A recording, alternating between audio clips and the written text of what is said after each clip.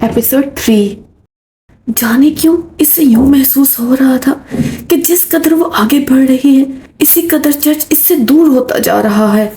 धुंध में लिपटी स्लेब आगे ही आगे सिरकती महसूस होती थी, जैसे वो भी सिमत में सफर कर रही हो, जैसे इसके कदम आगे ले जाने के बजाय इसे अकबी सिमत में धकेल रहे हो। इस वहशत अंगेज ख्याल से इसने अपनी रफ्तार इस्तिताअत की आखिरी हद तक तेज कर दी। वो खासी दूर से पैदल चलती हुई आ रही थी। यह सीरत से मामूल मौसम की तलखुनकी और थकन ने असाब को इतना बोझल कर दिया था कि कदमों से चलने की सक्कत छिनने लगी थी। जब इसके पैरों ने गिरजे की यह गिरफ्तार नीम ख्वाबदीदा सीढ़ियों को छू कर महसूस किया तो वो बुरी तरह हाँपने लगी थी। शदीद ठंड के बावजूद इसकी नाक की भनक और ऊपरी होंठ पर पसीने की नन्ही नन्ही बूंदें लरस रही थी। गर्म शाल जो कंधों से ढलक कर जमीन पर घसीटने लगी थी इसके पैरों में उलझी तो अगले जीने की तरफ तेजी से कदम बढ़ाते हुए इसे जोरदार ठोकर लगी। लेकिन एक लम्हा तौकफ किए बगैर 2 जीने पहलांगती वो चर्च के सहन में आ गई। अंदर सुबह की सर्विस जारी थी। खराब मौसम के बायस बहुत कम लोग आए थे। पार्किंग में खड़ी चंद कारों पर निगाह दौड़ाकर इसे मायूसी का सामना हुआ। वो स्याह क्रोला इन गाड़ियों में मौजूद नहीं थी। वो एक संगी बेंच पर ढह गई जो मरकजी दरवाजे से जरा हटकर पीपल के दरख्त के पास नस्ब था। ये इनके घर से नजदीक तरीन चर्च था। इस तरफ कोई भी वैगन नहीं आती थी, इसलिए इसे पैदल चलकर आना पड़ा था। रात को अम्मी की चाय में इसने नींद की 2 गोलियां मिला दी थी। वो सोने के लिए कभी कभार स्लीपिंग पिल्स लिया करती थी। इनके लिए राइटिंग टेबल की दराज से वो गोलियां हासिल करने में इसे कोई दिक्कत नहीं हुई थी। इसे मालूम था वो दिन चढ़े तक सोती रहेंगी, क्योंकि डॉक्टर ने इन्हें एक वक्त में सिर्फ आधी गोली इस्तेमाल करने की हिदायत दी थी। मगर बहरहाल इसे दूध वाले के आने से पहले घर पहुंचना था। सर्विस तमाम हो गई थी। लोग बाहर आने लगे। लाशूरी तौर पर वो संभल कर बैठ गई थी। एक हमीदा कमर वाले बूढ़े के पीछे इसने ओनेल को निकलते देखा था। इसकी आस्तीन के नीचे बैंडेज का उभार नजर आ रहा था। वो सांस रोक कर इसके उठते हुए कदम गिनने लगी। वो इसके बिल्कुल पास से गुजरकर आगे बढ़ गया। इस पर एक चुपती निगाह डालकर वो गुजर गया था। इसकी आंखों में सनाशनी की कोई रमक पैदा नहीं हुई थी। वो इसके पीछे चल दी। ओनेल का रुख पार्किंग की जानब नहीं था। वो फुटपाथ पर मुखालिफ सिमत में बढ़ रहा था। इसके करीब पहुंचकर जासिया ने अपने हवास मुतमिज करने की खातिर चंद गहरी सांसें ली और पसीने से भीगी हथेलियों को आपस में जोड़ते हुए बोले, एक्सक्यूज मी, आपका मालूम है ए ब्लॉक? आवाज सुनकर वो मुड़ा था। आप ओनेल है ना? इसने बहुत कोशिश की मगर आवाज के इश्तियाज पर काबू ना पा सकी। आप? इसकी नजरों में उलझन थी। आप तो वही है। क्या नाम था आपका? वो इसे पहचान गया था। जासिया। हाँ जासिया, बहुत खूबसूरत नाम है। आप यहाँ कैसे? मेरी क्लास फेलो यहाँ रहती है ए ब्लॉक में, चर्च के सामने घर है इसका। यही बताया था इसने। मेरे नोट्स इसके पास है। 1 हफ्ते से वो कॉलेज नहीं आ रही। इनका फोन भी शायद खराब है। कल के टेस्ट के लिए मुझे अपने नोट्स की जरूरत थी। आधे घंटे से तलाश कर रही हूँ इसका घर। आपके बाजू का जख्म कैसा है? चंद लम्हे पहले सोची हुई बातें इसने बखैर अटके दोहरा दी। अब तो खासा बेहतर हूँ। कैसा अजीब इत्तेफाक है, आपसे इस तरह अचानक मुलाकात हो गई। मैं इस जगह से करीब ही ठहरा हुआ हूँ। ठहरे हुए हैं? क्या मतलब? मैं यहाँ नहीं रहता, चंद रोज के लिए आया हूँ एक काम के सिलसिले में। इसे सुनकर धचका लगा। काश वो काम कभी मुकम्मल ना हो। इसने दिल की गहराइयों से तमन्ना की थी। आपकी गाड़ी? बस वैसे ही जरा चहलकदमी का मूड हो रहा था। 1 ब्लॉक चर्च के पिछली तरफ है मेरे ख्याल में। एक दफा वहां से गुजरा था, सही तरह से याद नहीं। इसका मतलब है वो रुखसत हो जाए? जासिया का दिल डूबने लगा और कुछ कहने के लिए रह भी नहीं गया था। वो कितनी देर इसे ठहरने पर मजबूर कर सकती थी? ओनेल के चेहरे से उकताहट तो जाहिर नहीं होती थी, तब इसकी आंखों में उलझन थी। मौका मिला तो कभी आऊंगा आपकी तरफ। आप लोगों ने मेरी बहुत मदद की। बारिश के मोटे मोटे कतरे जमीन पर गिरने लगे। ओनेल ने एक नजर आसमान को देखा और तेज आवाज में बोला, चर्च के अंदर चलते हैं, आइए। इसे सर्दियों की बारिश नापसंद थी, मगर ये बारिश इसे अपनी जिंदगी की सबसे अच्छी बारिश लग रही थी। ओनेल ओकाडो का रहने वाला था। इसके वाला गुज़श्ता कई बरस से मगरबी जर्मनी में मुकीम थे। ओनेल की वालदा की वफात के बाद इन्होंने वहीं शादी कर ली थी। दूसरी बीवी से इनकी 2 बेटियां थी। उन्हें अकेला रहता था। इसने होटल मैनेजमेंट के चंद कोर्सेज कर रखे थे। ओकाड़ा में वो एक जदीद तर्ज का रेस्टोरेंट तमीर करवा रहा था और इसी सिलसिले में कुछ तजर्बाकार लोगों से मिलने और मशवरा करने यहाँ आया था। वो किराए के अपार्टमेंट में ठहरा हुआ था और चंद रोज बाद वापस जाने वाला था।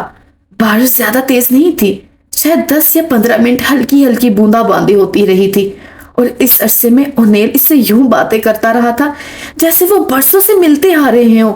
बारिश से पहले वाली बेगानगी और रस्मी अंदाज का शाबा तक बाकी ना रहा था। वो जासिया से इसकी पढ़ाई, फारग औकात के मशागल, आदात, पसंद नापसंद के बारे में छोटे छोटे सवालात करता रहा और जवाब में जो कुछ वो बताती रही इसे बड़ी दिलचस्पी से सुनता रहा था। बारिश रुकने के बाद वो चर्च की पुष्ट पर एक ब्लॉक में इसके साथ वो मकान ढूंढता रहा जिसका सिरे से कोई वजूद नहीं था। सुरख कपेलों वाली छत वाले मकान के सामने रुककर जासिया ने एक तवील सांस भरी और मसनूई खुशी का इजहार करते हुए बोली, आखिरकार मिल ही गया, यही है इसका घर। इसने कहा था फोर्टी की छत पर अंगूरों की बेल फैली होगी और इसे कुछ और ना सोचा तो एक लम्हे के लिए चुप हो गई। बिल्कुल ठीक पहुंच गए हैं। मैं आपसे दोबारा मिल सकता हूँ? कल मैं कॉलेज के गेट पर आपका इंतजार करूंगा। इसके होंठों पर उभरने वाली बेसाख्ता मुस्कुराहट ने ओनेल को इसके सवाल का जवाब दे दिया था। इसकी नजरों से ओझल होने तक वो यूं गेट के करीब खड़ी रही जैसे तलाई घंटी बजाकर किसी रद्द-ए-अमल के मुंतजिर हो। जो ही ओनेल मोड़ मोड़कर चर्च की तरफ जाने वाली सड़क पर पहुंचा, वो भागते हुए मकान की बगली गली में दाखिल हो गई। इसने कभी इतनी खुशी महसूस नहीं की थी जितनी वो इस वक्त कर रही थी। इसका दिल बहुत तेजी से धड़क रहा था, तनफ्फुस तेज था, आंखों में नमी थी। बारिश के बाद धुंध छट चुकी थी और आसमान की रंगत उजली नीली थी। एक वसी नीले कशकोल जैसा आसमान इस कदर झुका हुआ था कि वो चाहती तो हाथ बढ़ाकर छू लेती। इसके कदमों तले भीगी हुई संगीन रोशनी किसी तसल्लम के जेर असर खुद ब खुद सिमटी जाती थी। इसने एक दफा भी ये जानने की कोशिश नहीं की थी कि वो अपने घर की तरफ जा रही थी या किसी अनजानी सिमत में। वो अपने आप में मगन सर झुकाए चली जा रही थी कि एक फैला हुआ मकरूह हाथ इसके सामने आ गया। शायद वो हाथ ही था, किसी जानवर के पोस बुरीदा पंजे जैसा हाथ। कलाई पर जगह जगह से काल उधेड़ी हुई, गुलाबी घड़े जिसके किनारे पर सफेद लैस धार मवाद जमा था। वो डर कर 2 कदम पीछे हट गई। इसने अपनी पूरी जिंदगी में इस कदर घिनौना चेहरा नहीं देखा था। इस भिखारी औरत का चेहरा और गर्दन खलीज रसते हुए फोड़ों पर से थे। एक आंख पर गुलाबी लोथड़ा और इस तरह लड़का था कि वो दिखाई नहीं दे रहा था। दायां कान यूं झूल रहा था जैसे किसी भी लम्हे जिस्म से जुदा होकर गिर जाएगा। इसके वजूद से ऐसा नाकाबिले बर्दाश्त ताफन उठ रहा था कि जासिया को बेख्तियार वो बाकी आ गई। इसने पलावर की जेब में हाथ डाला, एक सिक्का शहादत की उंगली और अंगूठे की चुटकी में पकड़कर इसकी हथेली के ऊपर हवा में ही छोड़ दिया। कराहत के मारे इसका सारा जिस्म सुकड़ता हुआ था। इसे लग रहा था वो चल नमे और यहाँ ठहरी तो इसे कह आ जाएगी। वो तेज कदमों से आगे बढ़ने लगी थी कि बुढ़िया ने अपना हाथ इसके कंधे पर रख दिया। इसे झुरझुर सी आ गई। वो इसका रास्ता रोक कर खड़ी हो गई।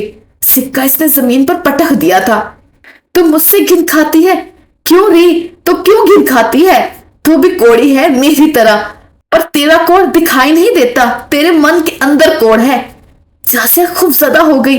भिखारन की आवाज में वहशत थी, शायद वो कोई पागल थी। वो इससे कतरा कर भाग पड़ी, मगर करिया सूरत बुढ़िया इससे ज्यादा सराय से भागी और एक बार फिर इसके सामने आ गई। वो गोला दबा कर चलती थी और इसके चाल में वाज़ा लंगड़ाहट थी। इसके बावजूद वो हैरत अंगेज फुर्ती से जासिया का रास्ता रोक चुकी थी। मेरे बदन के जख्म तुझे नजर आते हैं, वो जो खूबसूरत चमड़ी तले कोट छुपाए फिरते हैं, इनसे तो घिन क्यों नहीं खाती? इसे सब दिखाई देता है, वो सबके भेद जानता है, अंदर की बातें जानता है। वो तुझसे घिन खा गया तो बोल रही क्या करेगी? तो किधर जाएगी? बोल रही तो क्या करेगी? पता नहीं वो क्या कह रही थी। जासिया पर बुखलाहट तारी हो चुकी थी। वो मुड़ के पिछली सीट में सर पिट दौड़ने लगी।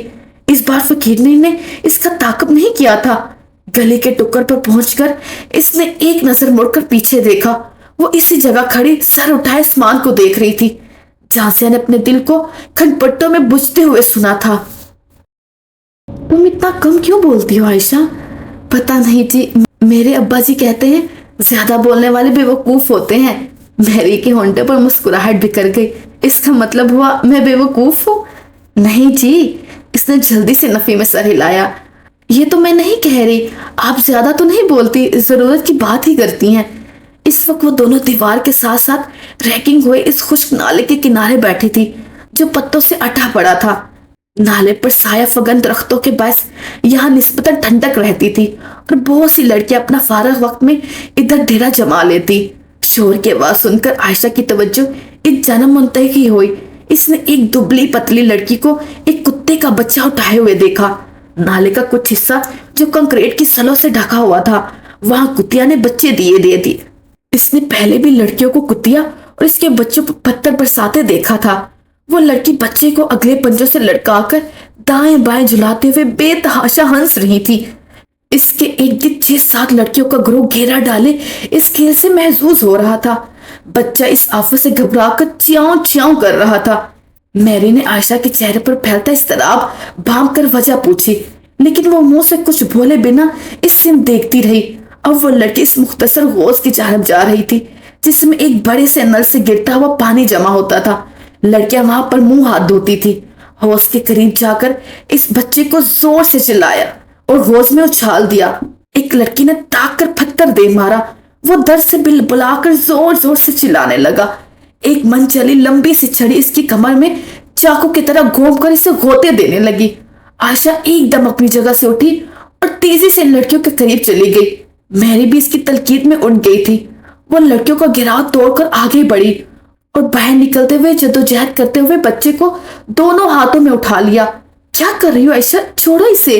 मैरी को इसकी बेवकूफी पर गुस्सा आ गया। आसपास खड़ी लड़कियां इसे नापसंदगी की नजर से देख रही थी। ना जी, बेजुबान जानवर को नहीं सताना चाहिए। वो बड़े इत्मीनान से भीगे हुए बच्चे को अपने दुपट्टे से पूछ रही थी। इसने एक बार भी नजर उठा के लड़कियों के चेहरे पर गिदा हुआ तमस्खर देखने की कोशिश नहीं की। बच्चा अपने जिस्म को बार बार सुकड़कर पानी के कतरे झाड़ रहा था और इसके बालों से उठते छिड़ते आयशा के कपड़ों और शायद चेहरे पर गिर रहे थे। मैरी ने मजीद कुछ नहीं कहा। वो एक तरफ खड़ी होकर होंठ बेचे से देखती रही थी। आयशा ने बच्ची का जिस्म अच्छी तरह खुश करने के बाद इसे धूप में छोड़ दिया। नल से अपना चेहरा, हाथ और दुपट्टे का पल्लू धोया और मुड़कर यूं मुस्कुराई जैसे कुछ हुआ ही ना हो। इसकी आंखों से अजीब इत्मीनान झलक रहा था। तुम नमाज कैसे पढ़ोगी? तुम्हारे कपड़े तो नापाक हो गए हैं। कोई बात नहीं, मैं कज़ा नमाज पढ़ लूंगी। तुम्हारा दिल नहीं घबराया? इसे हाथ लगाते हुए इसके जिस्म से गंदे छींटे उड़ रहे थे। दिल घबराने वाली क्या बात थी? ये भी तो अल्लाह की मखलूक है, इन्हें भी दर्द होता है, ये भी दुखी होते हैं। मखलूक के साथ नेकी करने से अल्लाह खुश होता है जी। आयशा सादगी से बोली। तुमने अल्लाह को खुश किया है आयशा, इसके बदले में वो तुम्हें क्या देगा? मैरी जाने क्या पूछना चाह रही थी। वो नेकियां देकर थोड़ी देता है, वो तो इनको भी देता है जिसका नाम तक नहीं लेते, और ऐसों को भी जो सारी उम्र किसी का भला नहीं सोचते। वो अगर नेकियों के हिसाब से तोड़कर देने लग पड़ता तो किसी को कुछ भी ना मिलता। मखलूक भला खालिक को कैसे कुछ लुटा सकती है? इसने हाथ, पांव, आंखें, जिस्म के सारे उज़ू दिए हैं। ये कोई हमारी नेकियों का अजर तो नहीं है? दिन में कितनी बार सांस लेते हैं? अगर एक नेकी के बदले एक सांस हो तो बताएं हम कैसे पूरे उतरते। मेरी चलना में इसके पुरसकून चेहरे पर नजर जमा रही थी। एक बात बताओ आयशा, तुम इन कपड़ों के साथ नमाज क्यों नहीं पढ़ सकती? तुम्हारे कपड़ों पर लगी थोड़ी सी गंदगी के बायस वो तुम्हारी नमाज क्यों ठुकरा देगा? तुम्हारी नीयत तो साफ है ना, तुम्हारे दिल में तो इसकी मोहब्बत है। तुमने इसकी खातिर अपने हाथ और कपड़े गंदे कर लिए और वो मामूली सी गलाजत बर्दाश्त नहीं कर सकता। ये कुछ अजीब सा नहीं लगता? आयशा बेंच पर बैठते हुए साबका धीमेपन से बोली। हम बंदों से मिले तो अच्छे कपड़े पहनते हैं, बनते संवरते हैं, जिस्म पर खुशबू छिड़कते, अच्छा नजर आने के लिए पूरा जोर लगा देते हैं, और अल्लाह से मिले तो कपड़े साफ भी ना हो। ये ज्यादा अजीब बात है जी। चलो उठो, मेरे साथ हॉस्टल चलो। मैरी ने उठते हुए कहा। तुम्हारा दुपट्टा सारा गीला हो गया है, मैडम जीनत जरूर तुमसे पूछेगी। पीरियड शुरू होने में बस 5 मिनट बाकी हैं। इस वक्त तक तो ये सूखने से रहा। मैं तुम्हें अपना पुराना दुपट्टा निकाल देती हूँ। हॉस्टल की तरफ जाते हुए रास्ते में आयशा की क्लास फेलो ने इन्हें बताया کہ میڈم زینت کسی ضروری کام سے چلی گئی ہیں۔ یہ تو بہت اچھا ہوا، اب آرام سے کمرے میں بیٹھیں گے۔ آپ اتنے پیریڈ کیوں چھوڑ دیتی ہیں؟ عائشہ نے گزشتہ 5-6 روز میں اکثر اسے کلاسز بنک کرتے دیکھا تھا۔ اب کون اتنا سر کھپائے، پڑھائی میں کس کا دل لگتا ہے؟ بس مجبوری کے مارے بندھے بیٹھے ہیں گریجویشن کی ڈگری ملنے کی امید پر۔ آپ ہاسٹل میں کیوں رہتی ہیں؟ آپ نے بتایا تھا نا کہ آپ کے رشتہ دار ادھر کینٹ میں رہتے ہیں، وہاں سے تو آپ روزانہ آ جا سکتی ہیں۔ ہاں رشتہ دار تو ہیں مگر دور کے، وہاں رہنے میں بڑی قباحتیں ہیں، قریبی رشتہ داروں کو برداشت نہیں کیا جا سکتا، وہ تو پھر دور کے ہیں۔ ہاں جی یہ تو ہے۔ عائشہ نے دھیرے سے سر ہلایا۔ میری کے کمرے کی آرائش دیکھ کر اس کی آنکھوں میں بے اختیار ستائش آ گئی تھی۔ ہر ایک شے سے عمارت ٹپک رہی تھی۔ فرش پر ملائم ریشوں والا دہلیز قالین، دیواروں پر ٹنگی پینٹنگز، قیمتی ڈیکوریشن پیسز، کھڑکیوں اور دروازوں پر ریشمی پردے۔ دوپٹہ نکالنے کے لیے اس نے الماری کھولی تو خوش رنگ دیدہ زیب ملبوسات کا ایک ڈھیر عائشہ کی نظروں کے سامنے آ گیا۔ وہ کالج کی طلبہ کا کمرہ کسی طور نہیں لگتا تھا۔ گزشتہ روز باتوں کے دوران میری کے والدین کا تذکرہ چھڑ گیا تھا تو اس نے بتایا کہ وہ دونوں ایک روڈ ایکسیڈنٹ میں ہلاک ہو گئے تھے۔ اس کے والد اسپیئر پارٹس کی دکان چلاتے تھے اور وہ لوگ کرائے کے مکان میں رہا کرتے تھے۔ ان دنوں وہ والد کی وفات پر ملنے والی انشورنس کی رقم کو قومی بچت کی ماہانہ منافع کی اسکیم میں انویسٹ کر کے اپنے اخراجات پورے کر رہی تھی، مگر اس کا کمرہ کچھ اور ہی کہانی سنا رہا تھا۔ ہو سکتا ہے میری کے رشتہ دار یتیم لڑکی سمجھ کر اس کی مالی مدد کر دیتے ہوں۔ عائشہ نے خود ہی اپنے دل کو مطمئن کر لیا۔ تجسس اس کی فطرت میں شامل نہیں تھا۔ چھٹی کے وقت وہ عائشہ کو چھوڑنے کے لیے گیٹ تک آئی تھی اور کالی گاڑی کے ساتھ ٹیک لگا کر کھڑے دراز قدم شخص کو دیکھ کر اس کے قریب چلی گئی تھی۔ عائشہ ادھر آؤ، ان سے ملو، میرے کزن ہے اونیل۔ وہ آگے نہ بڑھی اور نہ ہی اونیل کی ہیلو کا جواب دیا۔ وہ گہری نظروں سے اس کا جائزہ لے رہا تھا۔ تمہاری کوئی نئی دوست ہے نا؟ میں نے بتایا تو تھا تمہیں، ابھی 1 ہفتہ ہوا ہے عائشہ کو یہاں ایڈمیشن لیے ہوئے۔ اونیل ہمیں آئس کریم کھلا لاؤ، میں بھی جوتا چھین کر کراتی ہوں۔ عائشہ تم یہیں ٹھہرو، میں ابھی آئی۔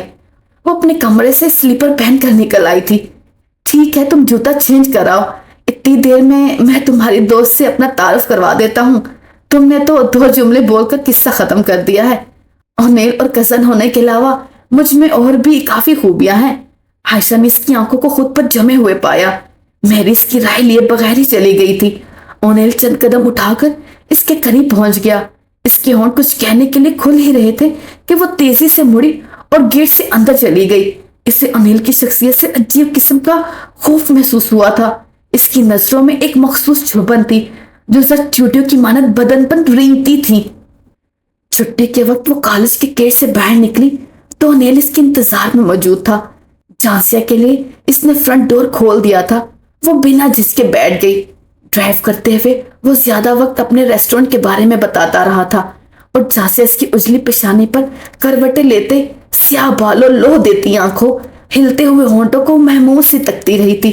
وہ جانتی تھی کہ اونیل قطعی اجنبی تھا، اسے اس پر بھروسہ نہیں کرنا چاہیے تھا، آنکھیں بند کر کے اس کی باتوں پر اعتبار نہیں کرنا چاہیے، مگر وہ اس کو محسور کر دیتا تھا جیسے کوئی سیاہ ناگ اپنی فسوق کار آنکھوں سے شکار کو بے حس و حرکت بنا دیتا ہے۔ شکاری یہ جانے کے باوجود کہ موت سے آنکھیں چار ہیں، بلکہ چپکائے بنا ساکت و سامت رہتا ہے۔ اونیل کو سامنے دیکھ کر اس کے اندر کی مزاحمت دم توڑ دیتی تھی۔ وہ اس پر اعتبار کرنے پر مجبور تھی۔ اس نے گاڑی ایک مشہور چائنیز ریسٹورنٹ کے سامنے روک دی تھی۔ بارردی دربار نے ان کے لیے دروازہ کھولا۔ وہ کبھی اتنے مہنگے ریسٹورنٹ میں نہیں آئی تھی۔ رنگ و بو میں لت پت ناموس ماحول نے اس کی خفیف سی گھبراہٹ طاری کر دی تھی۔ ویٹر نے مینیو کارڈ اس کے سامنے لا کر رکھ دیا تھا۔ وہ کارڈ کھول کر فہرست پر نظر دوڑانے لگی۔ اسے چائنیز کھانوں سے ذرا سی بھی واقفیت نہیں تھی۔ ایک ٹی وی پروگرام میں ایک آدھ چائنیز کھانے کا نام سن چکی تھی اور انہی کھانوں کو وہ فہرست میں تلاش کر رہی تھی۔ بہت سوچ کر اس نے چکن منچورین اور فرائیڈ رائس کا انتخاب کیا اور نیل نے اس کی پسند کو ترجیح دی تھی۔ آرڈر میں اس نے مخصوص ایک سوپ کا اضافہ کیا تھا۔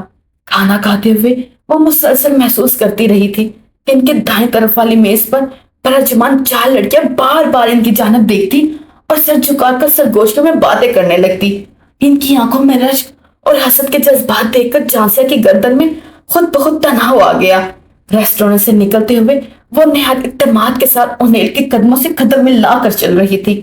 اسے گھر سے قدرے فاصلے پر اتارتے ہوئے اونیل نے کہا تھا، میرا پروگرام 2-3 روز میں واپس جانے کا تھا، مگر اب لگتا ہے میں جلدی نہیں جا سکوں گا۔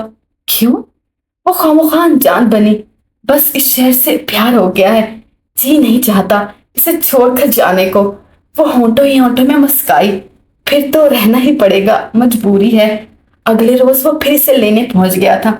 ان دونوں نے ایک تفریح پارک میں کچھ وقت گزارا اور گزشتہ دن کی طرح اونیل سے گھر کے قریب ایک کم آمد و رفت والی سڑک پر اتار کر رخصت ہو گیا۔ پھر ان کا معمول بن گیا، وہ روزانہ اسے کہیں گھمانے لے جاتا۔ زیادہ وقت گزار جانے پر جب ثانیہ واپس جانے کے لیے اصرار کرتی تو انیل سخت کمیدہ خاطر ہوتا۔ دیر سے گھر آنے کا جواز پیش کرنے کی خاطر امی سے جھوٹ بولتے بولتے جب بہانہ ناپید ہونے لگے تو انیل نے اس مشکل کا یہ حل تجویز کیا کہ وہ کچھ دنوں کے لیے کالج جانا چھوڑ دے، اس طرح وہ زیادہ وقت اکٹھے بتا سکتے تھے۔ انیل کی بات وہ کیسے رد کر سکتی تھی؟ خود اس کی بھی تو یہی مرضی تھی۔ وہ گھر سے کالج کے لیے تیار ہو کر نکلتی، چوراہے سے اگلے موڑ پر انیل اس کا منتظر ہوتا۔ چھٹی کے وقت وہ اسے واپس چھوڑ دیتا۔ اس نے وقت پر گھر آنا شروع کر دیا تو امی بھی مطمئن ہو کر خاموش ہو گئی۔ اسے معلوم تھا کہ انیل صرف اس کی خاطر ٹھہرا ہوا تھا، مگر آخر تو اسے لوٹ کر جانا تھا۔ اس کی واپسی کے بارے میں سوچ کر جاسیہ کی نبضیں تھمنے لگتی۔ اس اذیت ناک وقت کا تصور بھی اس کے لیے سہان روح تھا۔ اس کی سوچ کا اختتام بس یہی پر ہو جاتا تھا کہ انیل اس کے پاس تھا، وہ اسے مل سکتی تھی، جی بھر کر دیکھ سکتی تھی، اس کی آواز سن سکتی تھی۔ لیکن ایسا کب تک ممکن ہوگا؟ وہ چلا گیا تو کیا ہوگا؟ ان دونوں کے درمیان مذہب کی دیوار حائل تھی، اسے کس طرح بور کیا جا سکتا تھا؟ امی کو اس کے چوری چھپے ایک عیسائی لڑکے سے ملنے کی خبر ہو گئی تو حالات کیا ہو جائیں گے، یہ سب وہ سمجھنا نہیں چاہتی تھی۔ میں پروین کی طرف جا رہی ہوں، اس کی نند بہت بیمار ہے، کئی دنوں سے جانا چاہ رہی تھی لیکن یاد نہیں رہتا کچھ، کینسر ہے بیچاری کو، آخری سانس لے رہی ہے، تم دروازہ بند کر لو، مجھے شاید 1.5-2 گھنٹے لگ جائیں گے۔ عفت نے گرم چادر اوڑھتے ہوئے اطلاع دی تھی۔ پروین اسکول میں ان کی کولیگ تھی۔ اس نے گھڑی میں وقت دیکھا، سوئیاں 9 بجنے کا اعلان کر رہی تھی۔